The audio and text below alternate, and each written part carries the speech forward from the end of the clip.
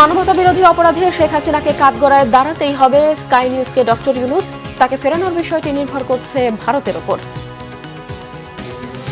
উপদেষ্টা হিসেবে শপথ নিলেন অধ্যাপক সি.আর. আবরার। দায়িত্ব নিয়ে শিক্ষা মন্ত্রণালয় কর্মকর্তাদের সাথে মতবিনিময়। এইচ.টি. ইমামের ছেলে সাবেক এমপি তানভীর ইমামের গুলশানের বাসায় গভীর রাতে তল্লাশি, বিক্ষুব্ধ জনতার। জিজ্ঞাসাবাদের জন্য 3 জন আটক। দেখছিলেন ক্রাউন সিমেন্ট সংবাদ শিরোনাম। মানবতা বিরোধী অপরাধে শেখ হাসিনার বিচার হবে বলে জানিয়েছেন প্রধান উপদেষ্টা ডক্টর মোহাম্মদ ইউনূস। সম্প্রতি স্কাই নিউজকে দেয়া এক সাক্ষাৎকারে এই কথা বলেন তিনি। প্রধান উপদেষ্টা আরও জানান, ক্ষমতায় থাকাকালীন জোরপূর্বক গুমের পাশাপাশি গত বছরের জুলাই-আগস্টে ছাত্র জনতার বিক্ষোভে গণহত্যার অভিযোগে বিচার হবে শেখ হাসিনার। এই অপরাধে তার সাথে জড়িত সবাইকেই বিচারের আওতায় আনা হবে। এরই মধ্যে শেখ হাসিনার বিরুদ্ধে 2টি গ্রেফতারি পরোয়ানাও জারি করেছে আন্তর্জাতিক অপরাধ ট্রাইব্যুনাল। অধ্যাপক ইউনূস আরও জানান, বাংলাদেশের অন্তর্বর্তী সরকার শেখ হাসিনাকে ফেরত পাঠানোর অনুরোধ জানিয়ে আনুষ্ঠানিক চিঠি পাঠিয়েছে নয়াদিল্লিকে, কিন্তু দিল্লি থেকে এখনো কোনো রকম উত্তর মেলেনি।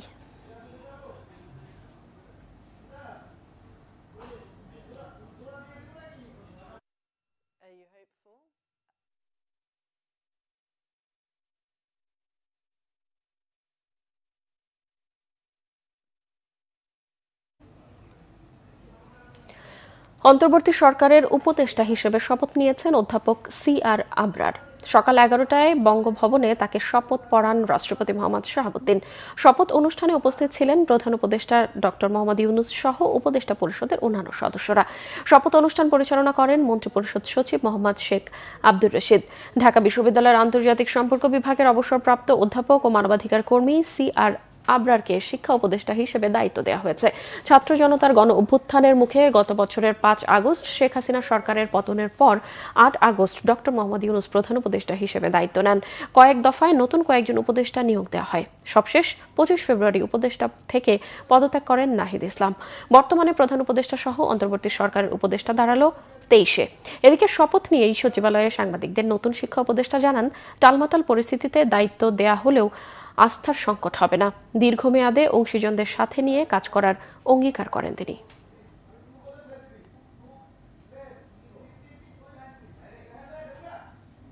এবং এই টিমকে নিয়ে তিনি এই দায়িত্ব পালন করেছেন, যে গুরু দায়িত্ব পালন করেছেন। এবং সেই উনিও বললেন যে সামনেও কিন্তু যে খুব যে একটা ইজি হবে তা না। আর এটা হচ্ছে বড় মন্ত্রণালয়গুলোর মধ্যে একটা। আর ডেফিনেটলি এটার যে বাজেটারি অ্যালোকেশন ছাড়াও এটার যে স্যার যেটা বললেন যে গ্রামেগঞ্জে। এবার সোশ্যাল ইসলামী ব্যাংক অর্থ ও বাণিজ্য সংবাদ।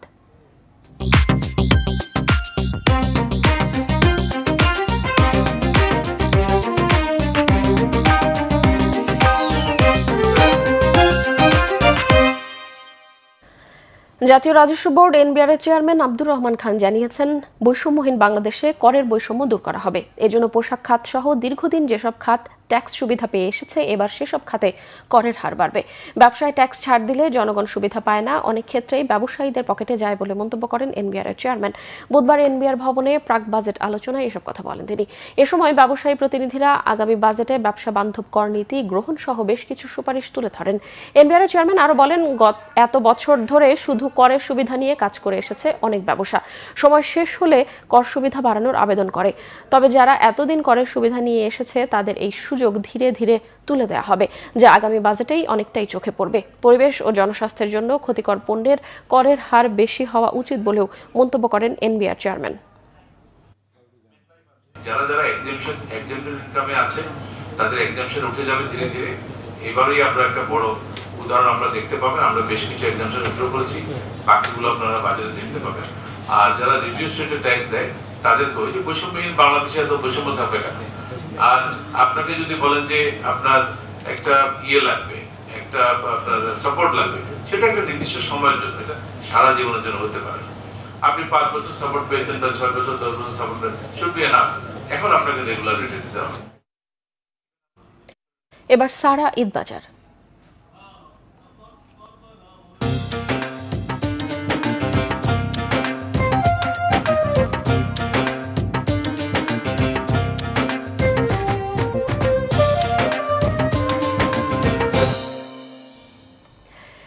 ঈদকে সামনে রেখে পোশাক তৈরির কাজে ব্যস্ত সময় পার করছেন দর্জিরা। জানালেন এবার শার্ট, পাঞ্জাবি ও 3 পিসের অর্ডার বেশি।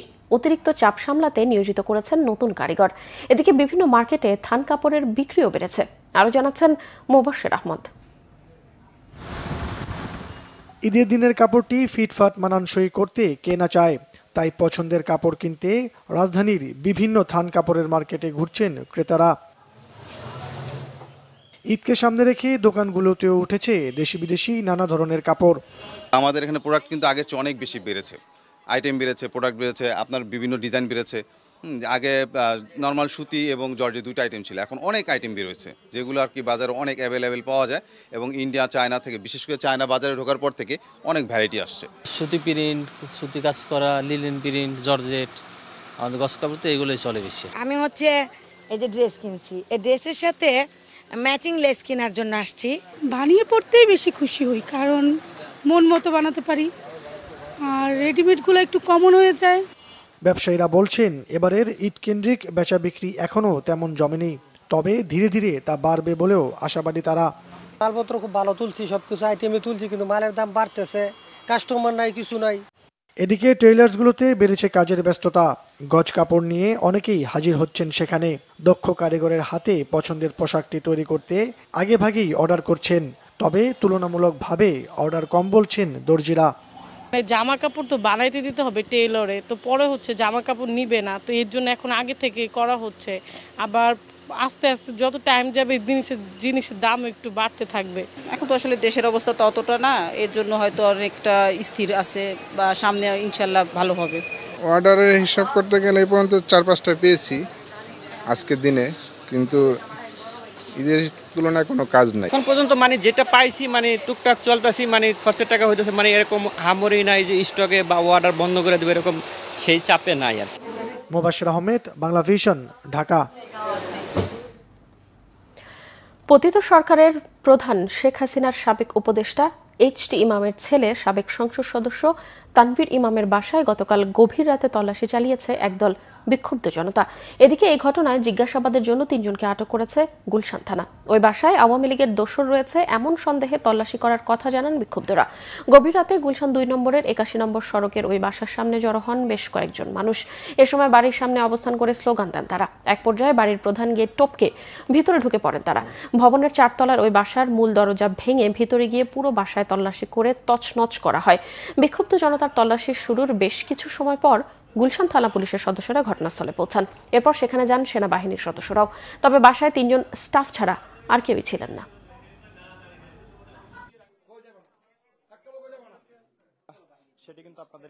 কিন্তু এখানে অনেক ধরনের অবৈধ অস্ত্র আছে আমরা জানি, আর এখানে আওয়ামী লীগের অনেক পলাতক খুনি আছে যারা বিভিন্ন মামলার আসামি, এখানে যারা ছাত্র জনতাকে হত্যা করেছে সেই আসামিগুলো এখানে আছে আমরা জানি। আমরা প্রশাসনের কাছে সকাল থেকে সারাদিন অপেক্ষা করেছি, ইভেন প্রশাসনকে অবগত করার পরেও প্রশাসন আমাদের ডাকে সাড়া দেয় নাই। আমি রাষ্ট্রবিজ্ঞান বিভাগের তেজগাঁও কলেজের। এখানে আমরা শুনছি যে এখানে আওয়ামী লীগের দুর্বৃত্ত লুকে আছে, জাস্ট আমরা ওনারে বাই করার জন্য আসছি। সন্ধ্যা থেকে এরা স্লোগান দিয়েছে, দিয়া আমার কাছে গেট খুলতাম, আমি তো গেট খুলতে পারবো না, নিষেধ। তারপরে এরা উঠে দিয়ে আইয়া গেট বাড়িয়ে খুলছে। রাজধানীর অভিজাত এলাকা হিসেবে পরিচিত গুলশান বনানীর ইফতার বাজারে নানা আয়োজনে জমজমাট রয়েছে। ক্রেতাদের উপচে পড়া ভিড় হোটেল রেস্তোরাঁগুলোতে। কেউ হোটেল রেস্তোরাঁর সামনের ফুটপাতে, কেউ বা ট্রিপলে, আবার কেউ সামিয়ানা টানিয়ে মুখরোচক ইফতারির পসরা সাজিয়ে বসেছেন। নানা আয়োজন থাকলেও রোজাদারদের পছন্দের তালিকায় শীর্ষে হালিম আর জিলাপি।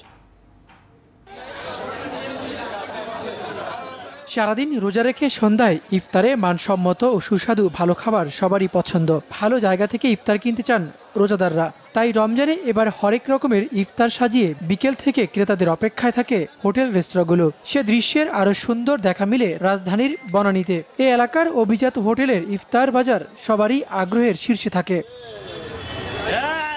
গুলশান বনানী এলাকায় ইফতারের ঐতিহ্যের কারণে প্রতিদিন ইফতার কিনতে বিভিন্ন হোটেল রেস্তোরাঁয় কাস্টমারদের ভিড় থাকে। নানা আয়োজনে এমন সব আইটেম পেয়ে আকৃষ্ট হয় ক্রেতারাও। তবে মুখ্য আয়োজনই থাকে চিকেন, মাটন আর বিফে।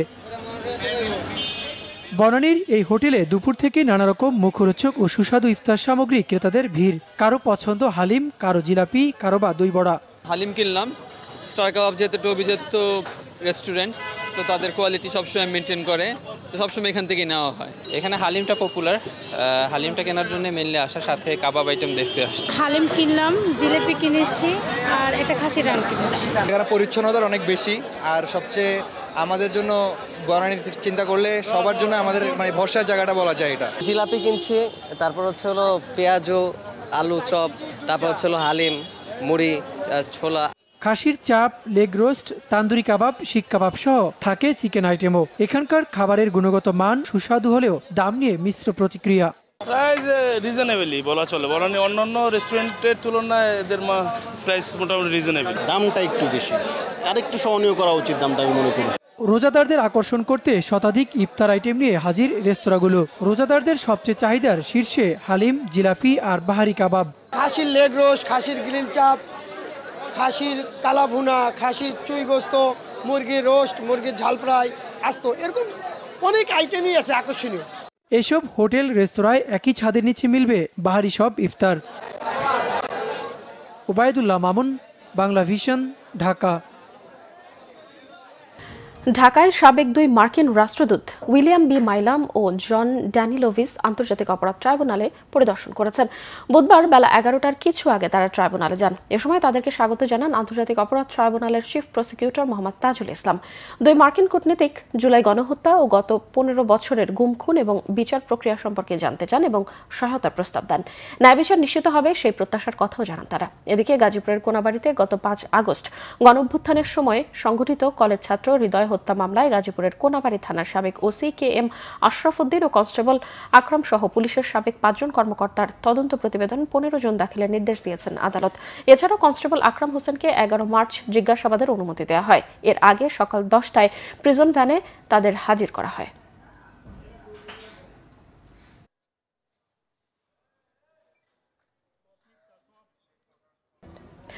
পথচারীদের ইফতারের আগে গন্তব্যে পৌঁছে দিয়ে তবেই নিজে ইফতার করেন ট্রাফিকে নিয়োজিত কর্মীরা। এক্ষেত্রে পথেই সারতে হয় ইফতার, আর তাতেই আনন্দ খুঁজে পান ট্রাফিকের দায়িত্বে থাকা কর্মীরা।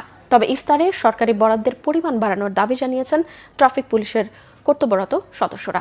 বিস্তারিত জানাচ্ছেন মামুন আব্দুল্লাহ। বিভিন্ন গন্তব্যে হরদম চলছে নানা রকম বাহন। দুপুরের পর থেকে যার পরিমাণ বেড়ে যায় কয়েক গুণ। ইফতারের আগে যা রূপ নেয় যানজটে, তাই দম ফেলার সময় নেই ট্রাফিকে দায়িত্বরত কর্মীদের। সঠিক সময়ে রোজাদার পথচারীকে নিজ নিজ গন্তব্যে পৌঁছে দেওয়াতেই বেশি মনোযোগ তাদের। মানুষদের সচেতন করতে চাই সময় মতো বাসায় পৌঁছে পরিবেশের সাথে ইফতার করতে পারে। আমরা অনেক সময় রাস্তায় দাঁড়িয়ে ইফতার করি যাতে মানুষ তাড়াতাড়ি চলে যেতে পারে, কোনো রাস্তাতে জ্যাম না আছে। রাস্তায় হলে ডিউটির ফাঁকে যতটুকু সম্ভব হয় পানি দিয়ে, খেজুর দিয়ে, সাথে যদি কলা বা আদার্স কিছু ব্যবস্থা আগে করে রাখতে পারি সেক্ষেত্রে আর কি ইফতার করা যায়। আসল উদ্দেশ্য হলো মানুষকে আগে ঘরে পৌঁছায় দেওয়ার দায়িত্ব। গাড়িগুলো যদি ঠিকমতো আমরা পরিচালনা করতে না পারি তাহলে মানুষগুলো তো ইফতার করতে পারবে না বাসায় যায়। আসরের পর থেকে বাড়তে থাকে বিভিন্ন রুটে গাড়ির চাপ, তাই ডিজিটাল মাধ্যমে রাস্তার চাপ ভেদে ট্রাফিক সিগন্যাল নির্দেশনা দিচ্ছেন ঊর্ধ্বতন কর্মকর্তা। অগ্রাধিকার ভিত্তিতে সিগন্যাল ছাড়ছেন তারা। কিন্তু প্রতি বছর একটা বাজেট থাকে, কিন্তু এবছর সম্ভবত নাই। হ্যাঁ, নিজের থেকে করতে হবে। রোজার সময় আল্লাহ তাআলা যেখানে ইফতারের জন্য পরিবেশ সৃষ্টি করে দেয় ওইখানেই করব। স্বাভাবিকভাবে একটা পানি কিনা এই রোজা ভাঙতে কিছু করার নাই তো। দায়িত্বরত কর্মীরা সঠিক সময়ে যেন সামান্য ইফতারে সামিল হতে পারে, তাই অন্য সহকর্মীদের এই প্রয়াস। ইফতারে বরাদ্দ বাড়ানোর দাবিও জানান অনেকে। আমাদের প্রথম প্রায়োরিটি হচ্ছে যত দ্রুত আমরা মানুষকে ইফতারের জন্য বাসায় পৌঁছে দিতে পারি। আমরা যদি ইফতারের বেশ আগে পৌঁছে দিতে পারি সেক্ষেত্রে হয়তো নিজেরা একটা সুবিধাজনক জায়গায় থেকে ইফতার করব, আদারওয়াইজ শেষ হবে তারপরে ইফতার করব। সঠিক সময়ে সবাইকে গন্তব্যে পৌঁছাতে পথচারীদের ট্রাফিক পুলিশকে সহায়তার আহ্বান জানান এই পেশায় কর্মরতরা। মামুন আব্দুল্লাহ, বাংলা ভিশন, ঢাকা। সংবাদ শেষ করব ক্রাউন 7 শিরোনামগুলো আরো একবার জানিয়ে। মানবতা বিরোধী অপরাধে শেখ হাসিনাকে কাঠগড়ায় দাঁড়াতেই হবে স্কাই নিউজকে ডক্টর ইউনূস। তাকে ফেরানোর বিষয়টি নির্ভর করছে ভারতের উপর। উপদেষ্টা হিসেবে শপথ নিলেন অধ্যাপক CR আবরার। দায়িত্ব নিয়ে শিক্ষা মন্ত্রণালয় কর্মকর্তাদের সাথে মতবিনিময়। এইচটি ইমামের ছেলে সাবেক এমপি তানভীর ইমামের গুলশানের বাসায় গভীর রাতে তল্লাশি, বিক্ষুব্ধ জনতার, জিজ্ঞাসাবাদের জন্য 3 জন আটক। দর্শক, এই ছিল এখনকার মতো। পরের সংবাদ বিকেল 4টায়। এর আগে দুপুর 3টায় রয়েছে নিউজ টপ 10 দেখার আমন্ত্রণ রইল। এছাড়াও বাংলাভিশন সংবাদ ও সংবাদ সংশ্লিষ্ট অনুষ্ঠান দেখতে ভিজিট করুন www.bbnews24.com ও facebook.com/banglavishnnews এবং সাবস্ক্রাইব করুন youtube.com/banglavishnnews। এতক্ষণ সঙ্গে থাকায় ধন্যবাদ সবাইকে।